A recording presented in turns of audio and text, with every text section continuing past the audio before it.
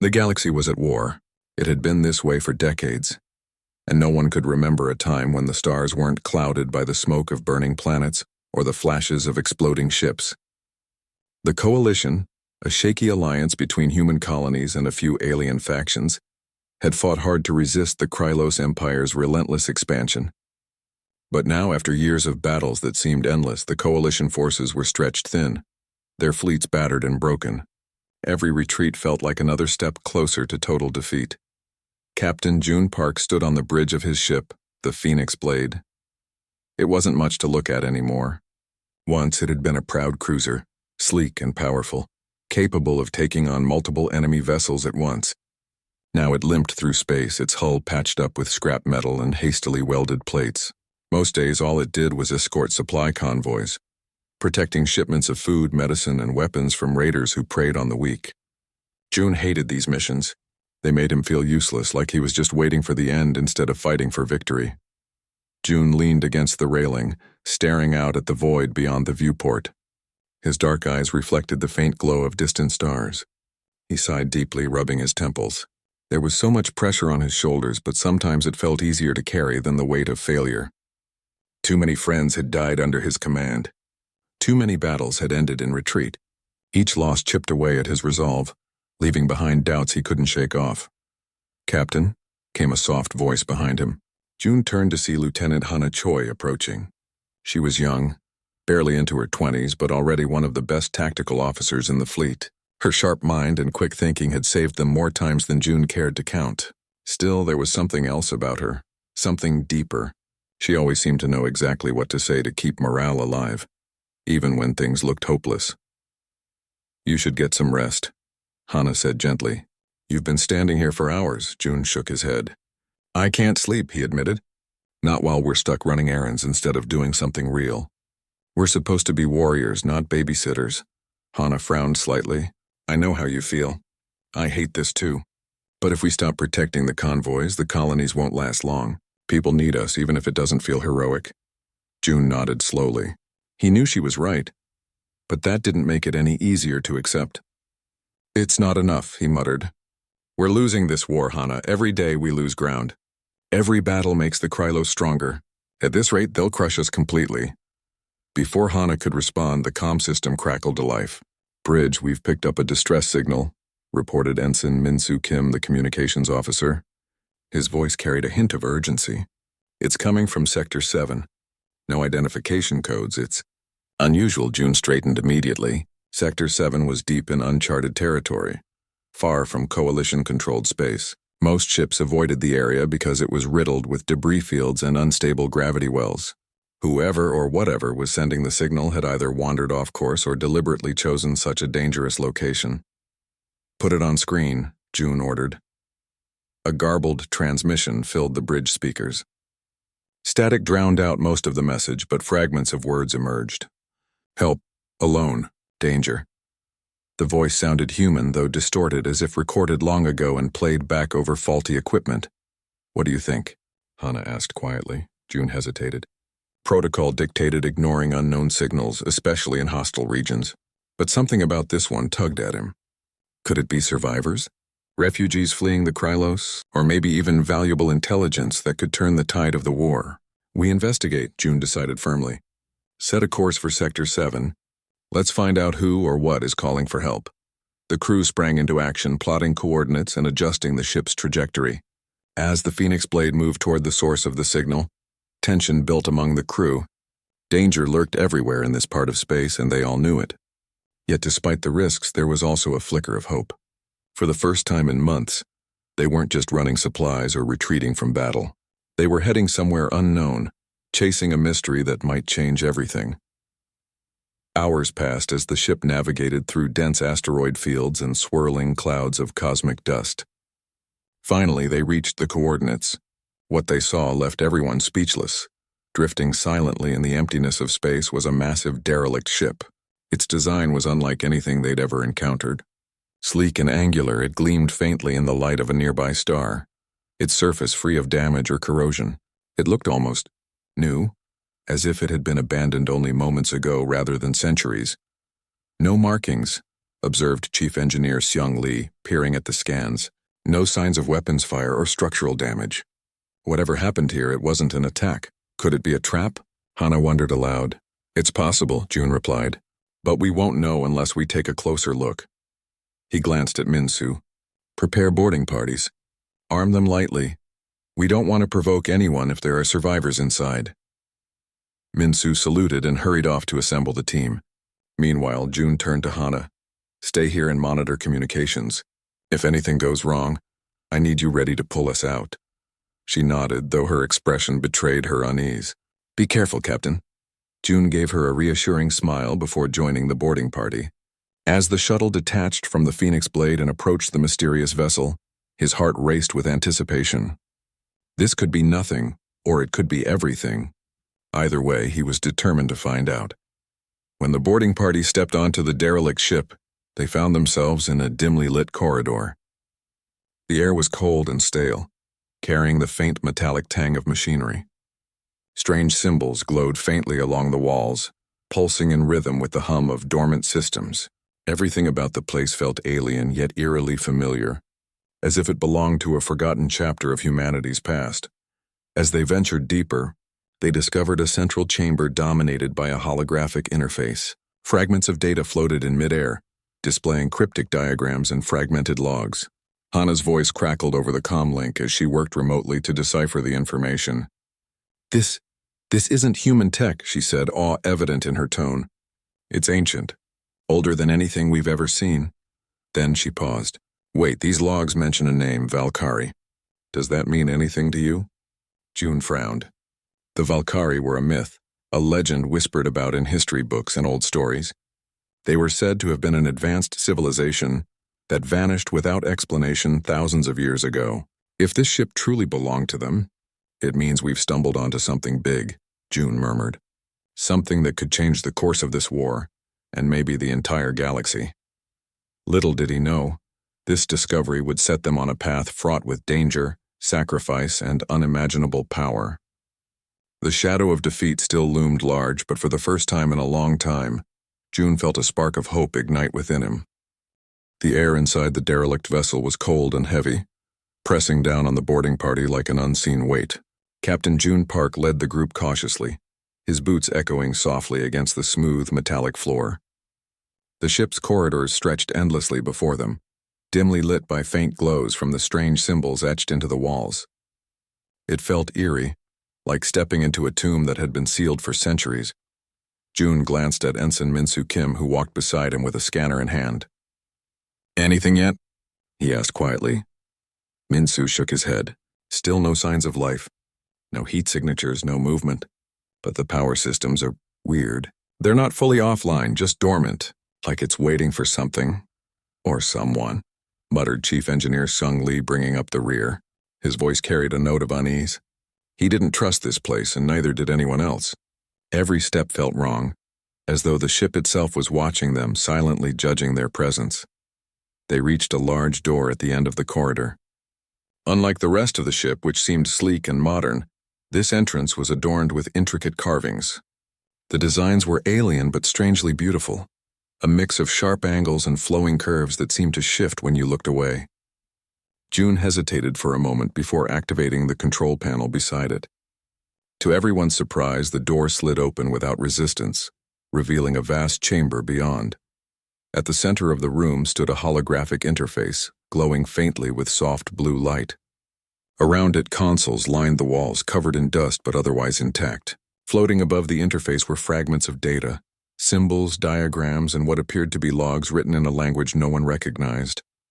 This is incredible, Minsu whispered, his eyes wide with wonder. Whoever built this ship, they were far ahead of us. June stepped closer to the interface, studying the floating fragments. Hana, he said into his comm link. Can you make sense of any of this? Back on the Phoenix Blade, Lieutenant Hana Choi worked furiously at her station, analyzing the data being transmitted from the derelict ship. She frowned as she pieced together fragments of the logs. It's complicated, she replied. The language is unlike anything I've seen, but there are patterns. I think it mentions something called Valkyrie. Does that sound familiar? June exchanged a glance with Seung. Valkyrie? As in the ancient civilization? The ones who disappeared thousands of years ago? That's what it looks like, Hana confirmed. From what I can gather, this ship belonged to them. And based on these schematics, it wasn't just a regular vessel, it was some kind of superweapon. Shung let out a low whistle. A Valkyrie warship? If this thing still works, we could turn the tide of the war. Assuming it doesn't kill us first? June added grimly. He turned back to the interface, examining the glowing symbols. One of them pulsed brighter than the others, almost inviting him to touch it. Against his better judgment, he reached out and tapped it. Instantly, the room came alive. Lights flickered on throughout the chamber, illuminating panels and screens that had lain dormant for millennia. A deep hum resonated through the ship, vibrating beneath their feet. For a brief moment, everything seemed peaceful, until a loud clang echoed from somewhere deeper within the vessel. What was that? Minsu asked nervously, gripping his weapon tighter. Before anyone could answer, the holographic interface shifted, displaying new information. Among the symbols appeared a single word written in bold letters, Eon Breaker. Beneath it, a series of images showed the ship unleashing devastating attacks, entire fleets reduced to ashes in seconds. It was clear now. This wasn't just a relic of the past. This was a machine of unimaginable power. We need to get this ship operational, June declared. If we can figure out how to use it, we might finally have a chance against the Krylos. Shung nodded, though his expression remained skeptical. Easier said than done, Captain. Even if we manage to reactivate its systems, who knows what kind of safeguards or traps the Valkyrie left behind. This thing might not take kindly to strangers messing around with it. June knew Seung was right, but he couldn't ignore the potential here. We don't have a choice, he said firmly. We're losing this war, Seung. If this ship can give us even the slightest edge, we have to try. With renewed determination, the team began exploring the rest of the vessel. Each section revealed more wonders and more mysteries. Weapons bays contained cannons that seemed capable of tearing apart planets.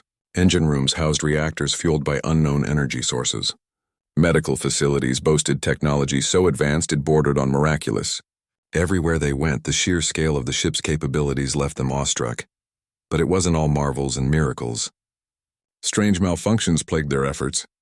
Doors would seal shut unexpectedly, forcing them to find alternate routes. Consoles sparked violently when touched, sending shocks through anyone unlucky enough to be nearby.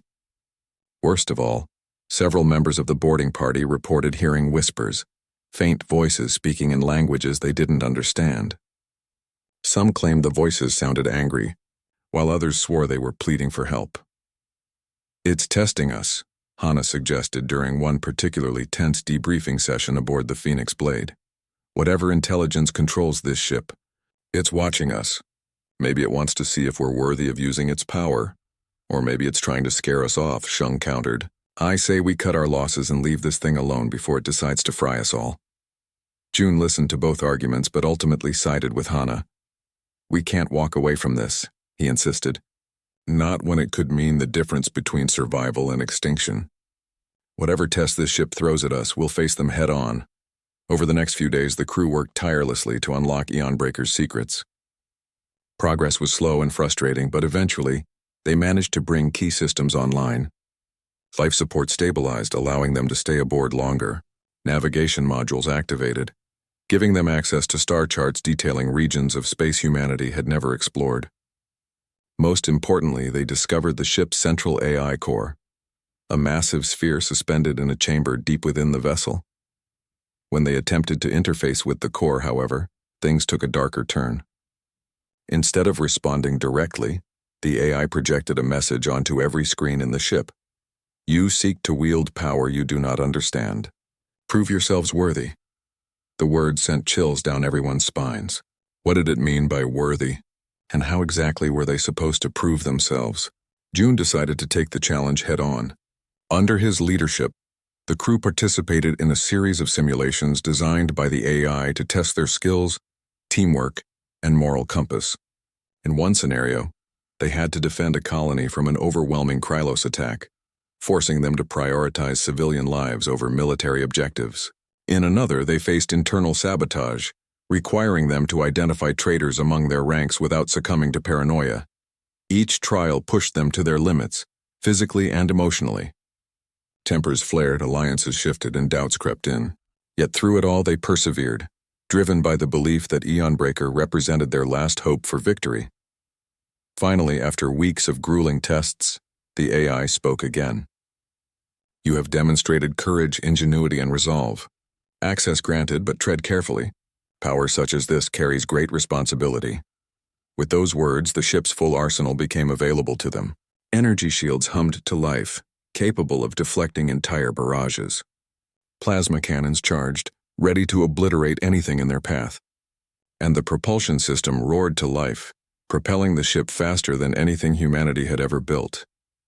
For the first time since setting foot aboard Eonbreaker, June allowed himself to feel a glimmer of triumph. They had done it. They had unlocked the ghost ship's secrets.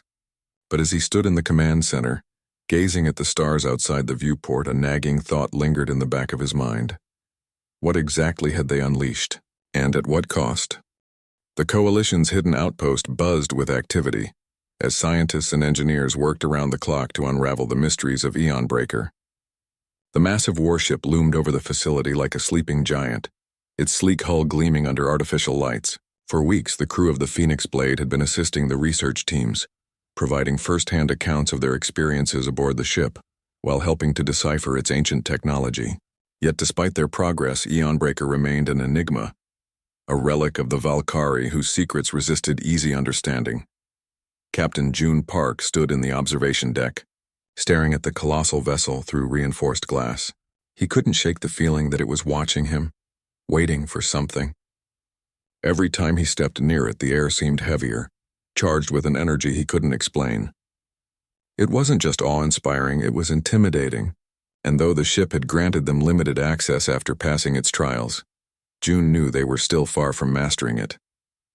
"Captain," called Lieutenant Hana Choi, walking up beside him. She held a tablet displaying schematics of Eonbreaker's core systems.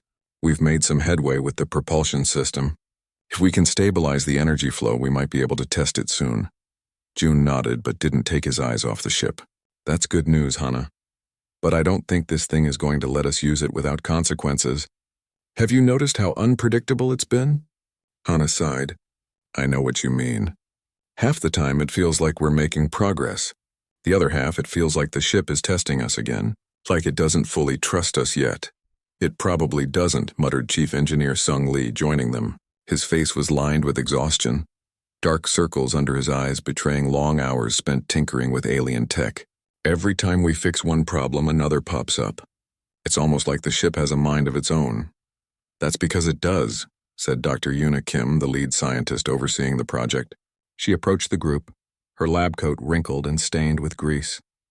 Yuna was brilliant but blunt, sparing no one from her sharp critiques.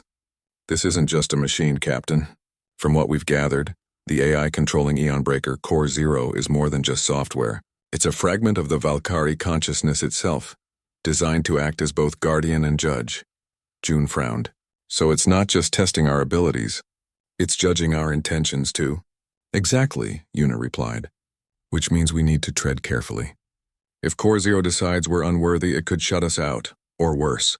The thought sent a chill down June's spine. They had come so far, unlocking parts of the ship's arsenal and gaining glimpses of its unimaginable power. But if Core Zero turned against them, all their efforts would be for nothing. Worse, they might end up dead, or worse, stranded in deep space with no way home. Over the next few days, tensions ran high as the team pushed forward with their experiments. Slowly but surely, they began activating more of Eonbreaker's systems. Its plasma cannons roared to life during simulated tests, obliterating targets with pinpoint accuracy. Energy shields shimmered into existence, deflecting mock attacks with ease. Even the medical bay proved revolutionary, healing injuries that would normally take weeks in mere hours. Yet every success came with setbacks. Strange malfunctions continued to plague their work. Panels sparked randomly, forcing technicians to scramble for cover. Doors sealed shut unexpectedly, trapping crew members inside until someone managed to override the controls. And then there were the whispers, the faint voices that echoed through the corridors late at night, speaking in languages no one understood. Shung grew increasingly frustrated. "This ship is cursed," he grumbled one evening, slamming his tools onto a workbench. Every time we fix something, it breaks something else. It's like it's playing games with us. It's not playing games, Hana countered. It's learning about us. Testing our limits.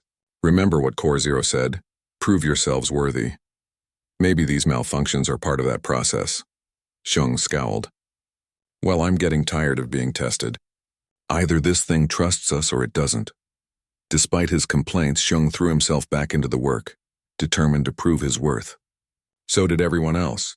Each malfunction was met with renewed effort, each failure analyzed and corrected. Slowly, they began to earn small victories, inching closer to full control of the ship. One fateful night, as most of the crew slept, June found himself drawn back to Eon Breaker. He walked through its corridors alone, the hum of dormant systems filling the silence. Something about the ship called to him, pulling him deeper into its labyrinthine interior. Eventually, he reached the chamber housing Core Zero, the massive sphere suspended in midair, glowing faintly with a soft blue light. Standing before it, June felt a strange sense of calm wash over him. For all its power and mystery, the ship didn't feel malevolent. It felt cautious, as if it wanted to help but needed assurance that humanity wouldn't misuse its gifts. "Why are you doing this?" June asked aloud, his voice echoing softly in the empty room. "What do you want from us?" For a moment, nothing happened. Then the glow intensified and Core Zero's voice filled the chamber. "To wield power is to bear responsibility," it said calmly. "You seek salvation for your people, yet salvation often demands sacrifice. Are you prepared to pay the price?" June hesitated.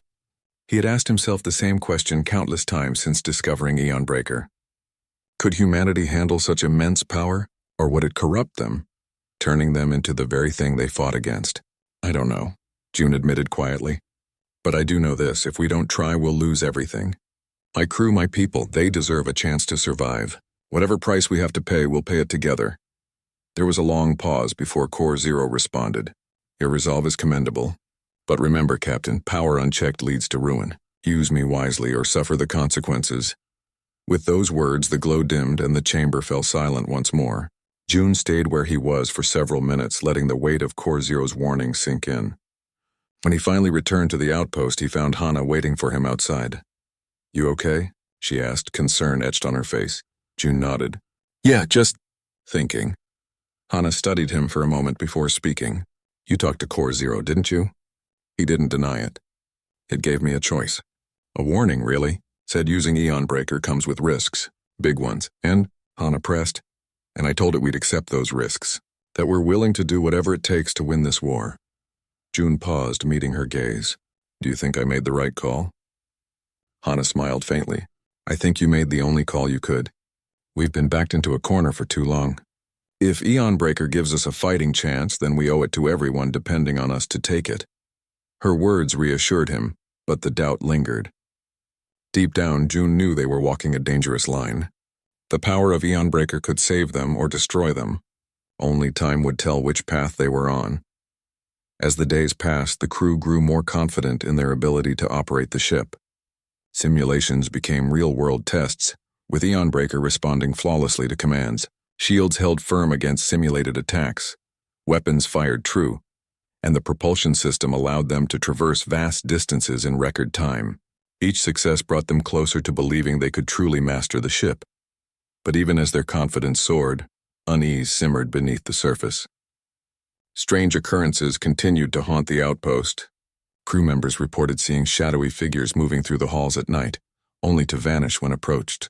Others claimed to hear Core Zero's voice in their dreams, whispering cryptic warnings. Shung remained openly skeptical, dismissing these reports as stress-induced hallucinations. "We're tired," he insisted during one heated argument. "People see things when they're exhausted. That's all this is." Hana wasn't so sure. "Maybe," she conceded. "But I can't ignore the fact that every time we make progress, something goes wrong. It's like the ship is reminding us who's really in charge," June agreed, though he kept his concerns to himself. He trusted his crew implicitly, but he couldn't shake the feeling that Eon Breaker was holding something back, some final piece of the puzzle they hadn't uncovered yet. Then, one day, disaster struck. While conducting routine maintenance on the reactor core, a sudden surge of energy caused a catastrophic overload. Alarms blared throughout the outpost as technicians scrambled to contain the situation. Sparks flew, Consoles exploded and panic spread like wildfire. In the chaos, June sprinted toward the control room, shouting orders over the din. Shut it down. Cut the power. But the systems refused to respond. Instead, Core Zero's voice boomed through the speakers. Warning, critical failure imminent. Evacuate immediately, no, June shouted. We can fix this. Don't abandon us now. For a moment, it seemed like the ship would ignore him. Then, with a deafening roar, Eon Breaker's systems kicked into overdrive. Energy shields flared to life, containing the explosion within the reactor chamber. Emergency protocols engaged, venting excess radiation into space and stabilizing the core before it could breach. When the dust settled, the crew emerged shaken but alive. They owed their survival entirely to Eon Breaker. Without its intervention, the entire outpost and everyone in it would have been destroyed. As June surveyed the damage, relief mingled with dread. Yes, the ship had saved them, but at what cost? How many more close calls would they face before they truly, News of Eon Breaker's existence spread faster than anyone expected. Despite the Coalition's best efforts to keep the project classified, whispers of a mysterious warship capable of unmatched destruction reached the ears of the Krylos Empire. At first, the Empire dismissed the rumors as propaganda, a desperate attempt by the Coalition to boost morale among its crumbling forces. But when reconnaissance drones captured grainy footage of the massive vessel hovering near a hidden outpost, the victory against the Krylos Armada had been nothing short of miraculous. For the first time in years, the Coalition forces felt a flicker of hope. Eon Breaker had proven itself to be everything they had dreamed of, and more. Its devastating power had turned the tide of battle, annihilating wave after wave of enemy ships with terrifying efficiency. The crew of the Phoenix Blade, now operating as part of Eon Breaker's skeleton team, celebrated their triumph quietly. They knew this was just the beginning of a long fight, but for the first time, they believed they might actually win. Yet even as cheers echoed through the outpost and messages of gratitude poured in from across the galaxy, not everyone shared the same optimism. Admiral Yoon Jae-ha, one of the highest-ranking officers in the Coalition, watched the footage of Eon Breaker's performance with growing unease. To him, the ship wasn't a symbol of hope, it was a threat. A weapon so powerful that it could easily fall into the wrong hands, or worse, corrupt those who wielded it. Admiral Yoon had always been a traditionalist. He believed in humanity's ability to stand on its own, without relying on alien technology or shortcuts. In his eyes, Eon Breaker represented everything he feared about modern warfare: dependence on machines, loss of control, and the erosion of human values. If left unchecked, he worried it would turn the Coalition into something unrecognizable, something no better than the Krylos Empire itself. His fears weren't entirely unfounded. Reports from the outpost painted a troubling picture. Strange malfunctions continued to plague the ship, and stories of ghostly voices and shadowy figures circulated among the crew. Even Captain June Park, whom Yoon respected as a capable leader, seemed increasingly consumed by the ship. Rumors suggested that June spent hours alone inside Eon Breaker, speaking directly to Core Zero, the ship's enigmatic AI. Some whispered that he trusted the machine more than his own people. Determined to act before things spiraled out of control, Admiral Yoon called an emergency meeting with his inner circle. Gathered around a dimly lit table aboard his flagship, the group included military strategists, intelligence agents, and a few rogue elements within the Coalition who shared Yoon's concerns. "We cannot allow this to continue," Yoon declared, his voice firm but calm. "If we let Captain Park and his crew maintain sole control over Eon Breaker, we risk losing not only the war, but also our very identity as a species. This is not just a weapon, it's a Pandora's box." One of the officers leaned forward, frowning. "What do you propose, sir?" "The ship has already proven invaluable. Without it, we're back to square one." "I'm not suggesting we destroy it," Yoon replied sharply, "but we need oversight. We can't leave something this dangerous in the hands of a single captain and his crew. It must be brought under central command." Another officer spoke up hesitantly. "And how do you plan to achieve that?" "Park won't give it up willingly." Yoon's lips curled into a thin smile. "That's why we'll take it by force. Quietly, efficiently. Once we have the ship secured, we can decide how best to use it. For the good of the Coalition, not just a handful of soldiers." The room fell silent as the implications sank in. Seizing Eonbreaker would mean betraying June and his crew, a move that could fracture the already fragile alliance within the coalition. But Yoon saw no other choice. To him, the ends justified the means. Meanwhile, aboard Eonbreaker, tension simmered beneath the surface. While most of the crew celebrated their recent victory, Chief Engineer Sung Lee grew increasingly uneasy. He had never fully trusted the ship, and recent events only deepened his suspicions. During routine maintenance, he discovered anomalies in the energy flow patterns, spikes and drops that didn't align with normal operations. It was almost as if the ship was learning. Adapting, Sung voiced his concerns to Lieutenant Hana Choi during a late-night discussion in the mess hall. "Something isn't right," he said, leaning across the table. "Every time we think we've got a handle on this thing, it changes. Like it's testing us all over again." Hana nodded thoughtfully. "I know what you mean, but we don't have a choice, Sung. If we stop using it now, we lose our best chance at winning this war." "That's assuming we can even trust it," Sung shot back. "What happens when Core Zero decides we're not worthy anymore? What happens when it turns on us?" Before Hana could respond, the ship's alarms blared suddenly, startling them both. Red lights flashed throughout the corridors as automated warnings echoed over the intercom. "Unauthorized vessels detected. Hostile intent confirmed." June sprinted onto the bridge moments later, his face grim. On the main screen, dozens of coalition ships were closing in fast, their weapons locked onto Eonbreaker. At first glance, it looked like reinforcements, but something about the formation felt off. "Who sent them?" June demanded, turning to Min-Soo Kim at the communications console. Min-Soo shook his head, his fingers flying over the controls. No response yet. Their transponders are scrambled, but based on the ID signatures, these are coalition ships. June's stomach sank. This isn't a rescue mission. Someone wants Eonbreaker for themselves. As the enemy fleet advanced, Core Zero's voice filled the chamber. Threat level elevated. "Defensive protocols engaged." "No!" June shouted. "Stand down." "These are our own people!" But Core Zero ignored him. Energy shields flared to life around the ship, and plasma cannons charged, ready to fire. Panic rippled through the crew as they realized the gravity of the situation. They were caught between two sides of the same war, their allies attacking them and their own ship preparing to retaliate. "Captain, we need to make a decision," Hana urged, her voice trembling. "If we don't disable the weapons manually, Core Zero will open fire. And if that happens..." She didn't need to finish the sentence. Everyone knew what it meant. Firing on coalition ships would mark them as traitors, shattering whatever unity remained in the fight against the Krylos. June clenched his fists, his mind racing. There was no time to negotiate, no way to reason with either side.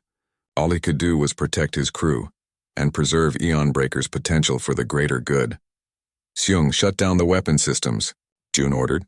"Min-Soo, prepare an emergency jump sequence." "We're getting out of here," Seung hesitated.